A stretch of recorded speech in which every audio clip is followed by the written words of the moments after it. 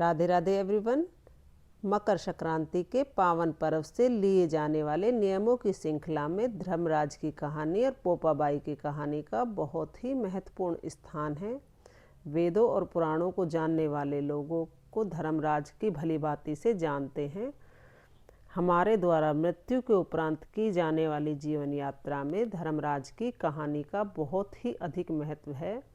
ये जो कहानी मैं आपको सुनाने वाली हूँ वो धर्मराज की कथा है। इस कहानी को सुनने मात्र से हमें क्या फ़ायदा होता है तथा क्या लाभ हमें इस जीवन में तथा अगले जीवन में मिलते हैं, उसकी व्याख्या ये कहानी कहीं ना कहीं करती है। इस कहानी को सुनने के उपरांत आपके लिए धर्मराज की कहानी तथा उसकी विधि उठाने की मकर संक्रांति से किस प्रकार हमको इसको प्रारंभ करना है, इसके बारे में मैं आपको बताऊंगी।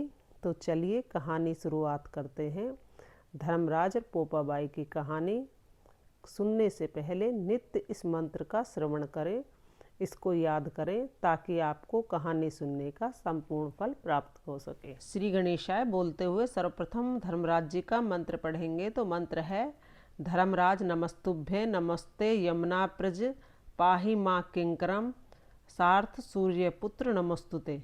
साथ ही इस मंत्र को मैं डिस्क्रिप्शन में लिख दूंगी, आप वहां से पढ़ सकते हैं। अर्थात हे धर्मराज आपको नमस्कार है, हे यमुना के बड़े भाई आपको नमस्कार है, मुझे अपना दास जानकर मेरी रक्षा करें। हे सूर्यपुत्र आपको नमस्कार करती हूँ। इसके पश्चात हाथ में कुछ गेहूं के दाने और एक लोटा जल लेकर हम कहानी सुनेंगे।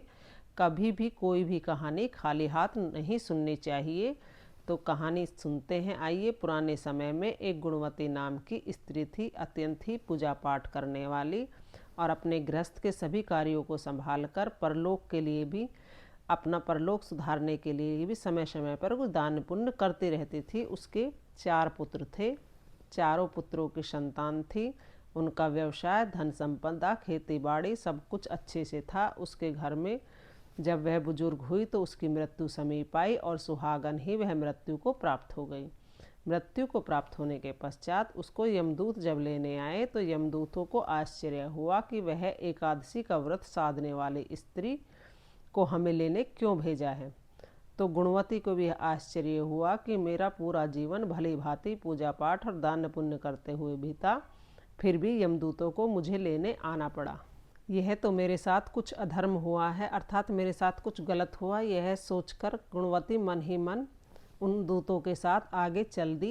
जब वह चली तो सर्वप्रथम वैतरणी नदी को देखकर वह कुछ रुक गई। तब यमदूतों ने उससे कहा, हे माई, यदि तुमने अपने जीवन में गोदान किया है तो उसको याद करो, तो वह गाय यहाँ प्रकट हो जाएगी और तुमको वैतरणी नदी से सहज ही पार करवा देगी। गुणवती ने जब यह सुना तो उसने अपने द्वारा की गई गाय के दान को याद किया। तो गौ माता वहाँ पर प्रकट हो गई और उनकी पूंछ पकड़कर गुणवती की आत्मा उस वैतरणी नदी को सहज ही पार कर गई। इसके पश्चात जब नुकीले कटीले रास्ते आए तो उसने अपने द्वारा किए गए चप्पलों के दानों को याद किया। तो चप्पल उसके पैरों में आ गई। जब सूर्य का तेज उसे लगने लगा, यानी धूप तेज लगने लगी, तो उसने अपने द्वारा किए गए वस्त्र और छाते के दान को याद किया। तो इसी तरह आगे बढ़ते बढ़ते जो भी समस्याएं उसने अपने द्वारा किए गए दान को याद किया। उसके द्वारा जब उसको काटने के लिए छोटे छोटे कीड़े दौड़े तो उसने अपने द्वारा चींटियों को किए गए दान को याद किया। आगे चलकर कौओं ने उसे चांच मारना प्रारंभ किया तो उसने अपने द्वारा की गई कागबली श्राद्ध को याद किया। उसके श्राद्ध को याद कर फिर विभिन्न प्रकार के नरकों के दर्शन होने पर उसने अपने द्वारा की गई एकादशी के दान को और एकादशी के पुण्य कर्मों को याद कर गुणवती आगे बढ़ती चली गई। आगे जाने पर धर्मराज जी उसके सामने आए तो धर्मराज जी ने कहा, हे माई, तुम आ गई। तुम्हारे तेज को देखकर तो लगता ही नहीं है कि तुम्हें यमराज के दर्शन होने थे या यम बलि का दर्शन होना था। फिर इस तरह की अवस्था तुम्हें क्यों प्राप्त हुई। गुणवती भी सोच में पड़ गई कि इतना दान पुण्य करने पर भी यदि मुझे यम के दर्शन हुए हैं तो कहीं ना कहीं कोई ना कोई मुझसे अपराध अवश्य ही हुआ है। उसने धर्मराज के समक्ष प्रार्थना की, हे प्रभु, मेरे द्वारा किए गए समस्त कार्यों को देखिए और मेरे समस्त जन्मों को आप देखिए।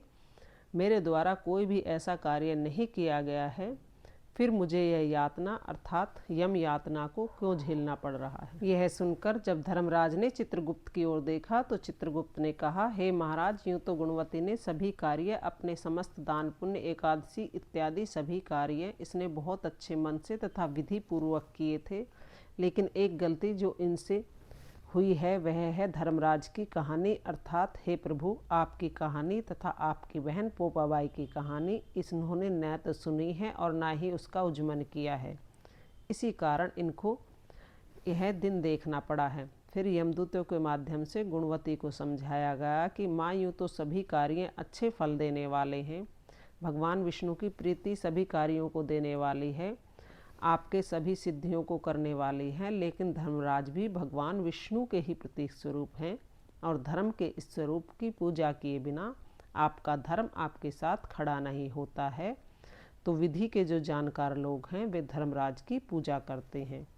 यमदूतों के माध्यम से बताई गई विधि को सुनकर गुणवती पृथ्वी पर पुनः अपनी देह में प्रवेश कर गई और अपनी माता को जिंदा जानकर उसके सभी पुत्र अत्यंत प्रसन्न हुए। मकर संक्रांति के पावन पर्व पर शुरू कर उसने हाथ में कुछ गेहूं के दाने लेकर, जिन्हें आंखें भी कहा जाता है, धर्मराज की कहानी प्रेम पूर्वक विधि पूर्वक सुनी और सुनकर गेहूं के उन दानों को लेकर सर्वप्रथम वह अपनी बड़ी बहू के पास गई और बड़ी बहू के पास जाकर उसने कहा कि हे पुत्री, इन गेहूं को दानों को लाल रंग के कपड़े में बांधकर 1 साल तक अपने पास रखो। जब मैं उज्जमन करूंगी तब इन गेहूं के दानों को तुमसे वापस ले लूंगी। तो बड़ी बहू ने कहा, माताजी, इन गेहूं को दानों को इतना सुरक्षित रखने की क्या आवश्यकता है? हमारे घर में अन्न के भंडार भरे पड़े हैं, इन दानों को उनमें मिला दीजिए और अगले वर्ष हम दूसरे नए दाने गेहूं के ले लेंगे। तो यह सुनकर गुणवती वहाँ से चुपचाप आ गई और अपनी दूसरी बहू के पास जाकर उसने यही बात बोली।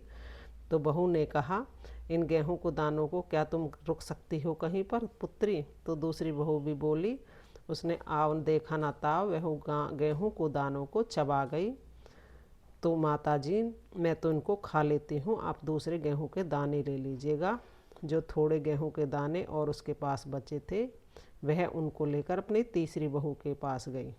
तो तीसरी बहू ने वह दाने अपने भाई को दे दिए जो उसके पास ही खड़ा था। उसने कहा, मुझसे तो भाई चीज़ें इधर उधर हो जाती हैं, तुम संभाल के अपने पास रख लेना। तो उसके भाई ने वह गेहूं के दाने अपने हाथ में ले लिए। कहा, ठीक है बहन, मैं इनको संभाल कर रख लूँगा।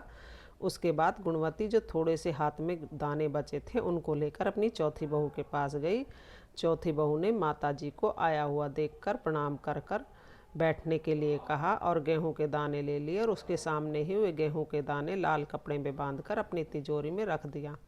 अब गुणवती नित्य गणपति जी की कथा और धर्मराज की कहानी सुनती और 1 साल तक जब उज्जमन का समय आया तो उसने विधिपूर्वक उद्यापन करना प्रारंभ किया। उद्यापन करते समय उसने अपनी बड़ी बहू को अपने पास बुलाया। बड़ी बहू से कहा, तुमने गेहूं के दाने नहीं लिए थे तो तुम्हारा व्यापार व्यवसाय सब ठप हो गया है। तुमने धर्मराज की कहानी नहीं सुनी, उसके प्रति तुम्हारी श्रद्धा नहीं थी। धर्मराज जी ने भी अपना रूप दिखाया और उन्होंने बड़ी बहू का घर कंगाल कर दिया। उसके अन्नधन व्यवसाय में कमी आ गई। दूसरी बहू ने उन गेहूं को जो चबा गई थी उसके शरीर में भयंकर पीड़ा हुई। पूरा समय उसका बीमारियों से गुजरा। और तीसरी बहू जिसके दाने भाई ले गया था उसके घर में अन्नधन के भंडार भर गए। भाई अनाज की 5 बोरियां लेकर आया कि बहन, तूने जो 5 दाने दिए थे उनसे मेरे घर में अन्नधन भर गया है और देखो मकर संक्रांति के दिन ये मैं 5 बोरियां दान करने के लिए लाया हूँ। और गुणवती ने छोटी बहू से कहा कि जाओ उस लाल कपड़े को लेकर आओ। लाल कपड़े में बंधी हुई पोटली को जब छोटी बहू वहाँ लेकर आई तो उसके सबके सामने पोटली खोलती है तो जो गेहूं के दाने थे जो विभिन्न उसमें मोती माणिक भरे पड़े हैं और वो गेहूं के दाने महंगे मोतियों में बदल गए हैं। सबकी आंखें चमक गईं और तीनों बहुएं शर्म से उनकी नज़रें झुक गई। धर्मराज की कथा सुनने का संकल्प धारण करते हुए सभी बहुओं ने गांव में यह सभी बात बताई और मकर संक्रांति के पावन पर्व पर दोनों कथाओं का उज्जमन कर सबके साथ कथा सुनी। और गुणवती अपने प्राणों का त्याग कर स्वर्ग को चली गई। तो धर्मराज की यह कथा होती है। उत्तरायण होने के पश्चात मृत्यु से माँ भगवती को इस लोक में संपूर्ण संख्या तथा अंत में स्वर्ग की प्राप्ति होती है।